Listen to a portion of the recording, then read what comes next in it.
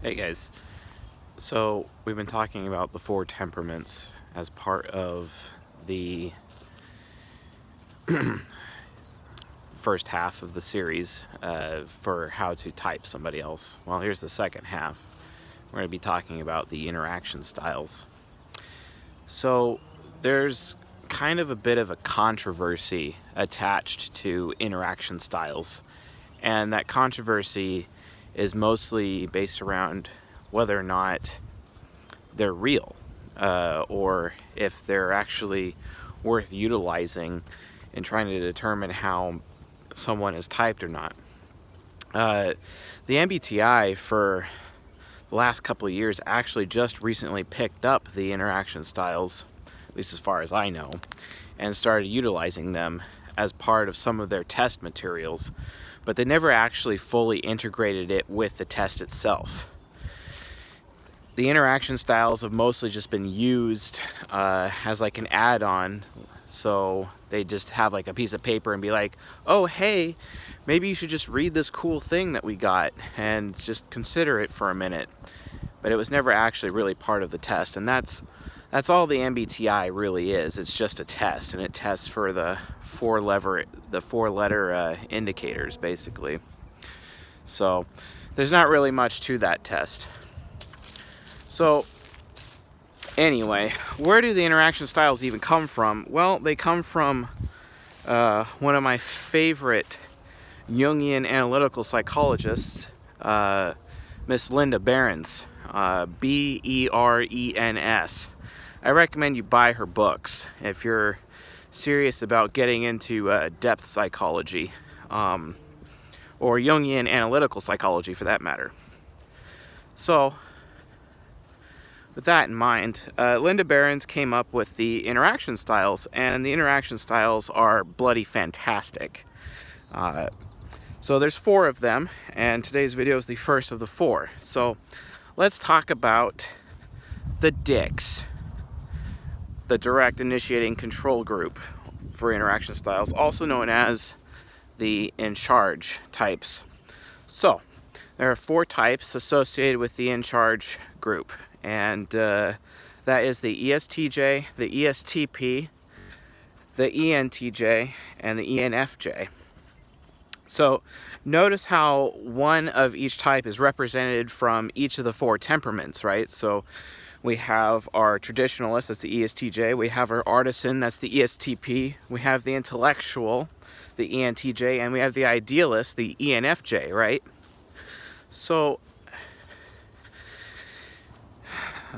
those four types make up the Direct Initiating Control interaction style, also known as the In Charge types, but I prefer to call them the structure types because they're very structure oriented. Now, usually when you're structure oriented, you like to take charge, you like to set up the structure appropriately, and kind of lead from that structural position because you understand the integrity of the structure or organization that you're trying to put in place, right?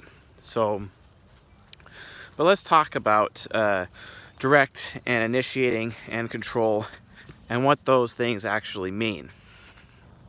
So, direct basically means that you have very few words, right? A man of few words. You mean what you say and you say what you mean. I'm informative, which means I'll talk your face off. ESTPs call people like me a fast talker. And usually a fast talker is someone who's trying to manipulate you or take advantage of you, etc. But none of that has actually anything to do with manipulation at all. It's just a way that I decide and others decide or prefer to interact with their fellow human beings, right? So, but the structure types, they're direct. And you can usually instantly spot one just by how direct they are. If there's a lot of words, if they're talking a lot, chances are they're not likely direct at all. Like, not even remotely.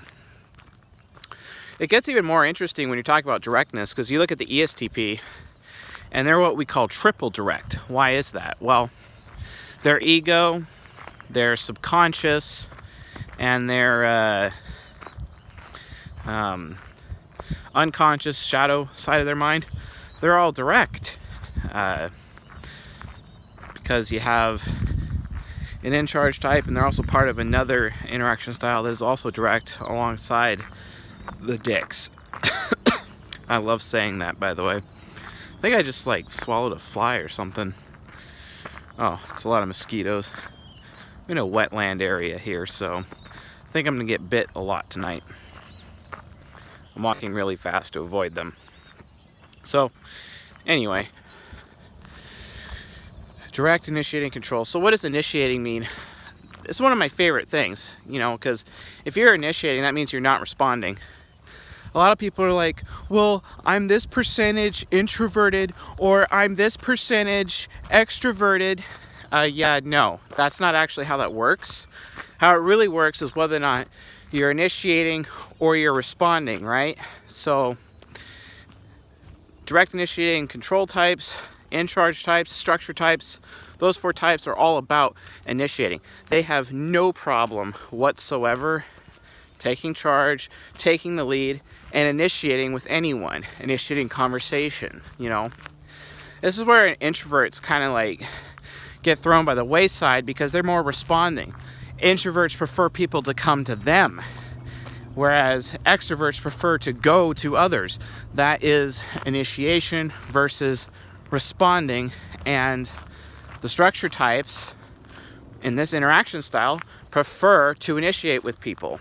So you look at somebody who is a man of few words, they say what they mean what they say, they don't mince words, they don't have this huge amount of, they're not very voluminous with their words, basically, but because of that, you know that they're direct. And if they're initiating with you, instead of you having to go to them, you know that they're extroverted. You know that they're direct and initiating. And you automatically know, because of those two put together, that they're part of the direct initiating control. Thus, they're a structure type, which means automatically you've just eliminated 12 of the 16 types. You automatically know that they're an ESTJ or, ENTJ, ENFJ, ESTP. You automatically know that just because you've identified those 2 aspects, right? So from there, there's a third way you can actually determine this interaction style, and that's, that they're control.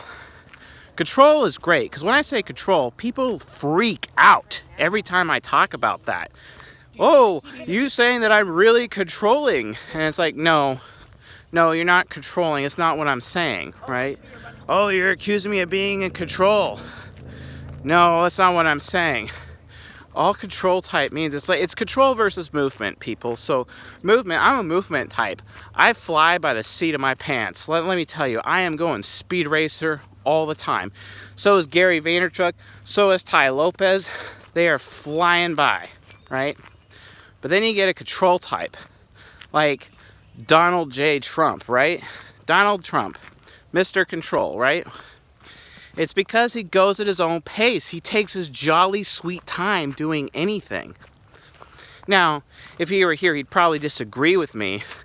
But compared to me, yeah, he's control because he takes his time, right? So that's the main issue. That's the main issue that, between control versus movement. So you look at these ESTJs, ESTPs, ENTJs, ENFJs. You look at these people and you're like, well, are you really movement? No, they're control. If things get out of control for them, if things start moving a little bit too quickly for them, they get really insecure. They get butthurt, like big time. You ever want to mess with one of the in-charge types? You ever want to mess with the structure types? Start making decisions without their input. Start making decisions so that events start progressing quicker than they can even handle, right? So that's what you want to do. That's one way to just kind of flop them over, right? Or another way is to force them in a situation where they can't initiate with anybody. Good luck crafting that situation. because I don't think that's possible. So they're forced to only respond, and all their energy levels will drop, and they'll basically become super lethargic, right? So anyway, wow, the light amplification on this camera is great because it's actually really dark out. The sun's basically already gone down. So anyway, so yeah, direct, initiating, control, the in-charge types, the types that take charge, the structure types. Let's talk a bit more about structure. So ESTPs, right? ESTPs are kind of like the odd man out of those four types. Why? Well, because they're the P. They're the only P, right? The only... Gosh, these bugs are crazy. I'm actually going to get my pace up here a little bit. So, ESTPs, with they're the odd man out. And it's usually because they, like, say they come into an organization or a system or a classroom, some kind of organized institution of some kind. These ESTPs, what they will do, if they don't agree with it, they'll break every rule. They exist to test the structure. And if it doesn't meet their specifications, if it doesn't meet their expectations, their standards, they're going to tear down that structure. They're going to tear it down and replace it with a new structure. And usually they do this in tandem with overseers, which are ESTJs, because once they've built the new structure, they hand it over to the ESTJ to administer. So usually when you see an ESTP burning a structure down like they do, because they can get really ragey, and they'll break every rule in the book because they have to test all of the rules, right? All the rules have to be tested. Well, once they've rebuilt a new structure with new rules, they'll work with the ESTJ to administer that new structure and those new rules. That's how they work, right? So, ENTJs, ENFJs, very different. ENFJs, they want to be in charge and lead social change, right? We talked about this yesterday. Fundraising, as well as anything that they could do to help their community, any form of activism, right?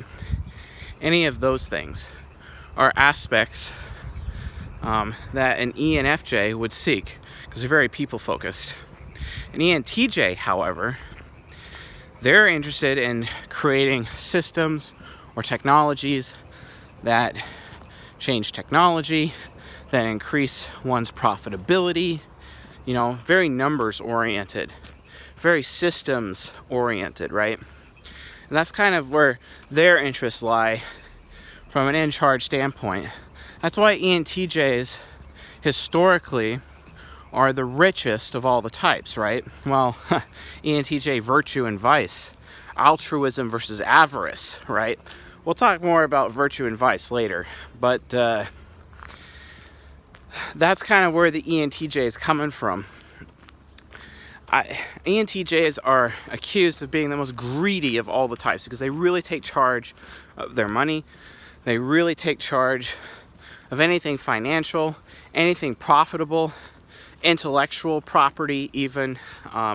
They're always investing, especially in real estate, because they recognize how wise it is to invest in that direction. So you can convince an ENTJ of anything as long as the numbers line up, And in some cases you could do that to an ESTJ.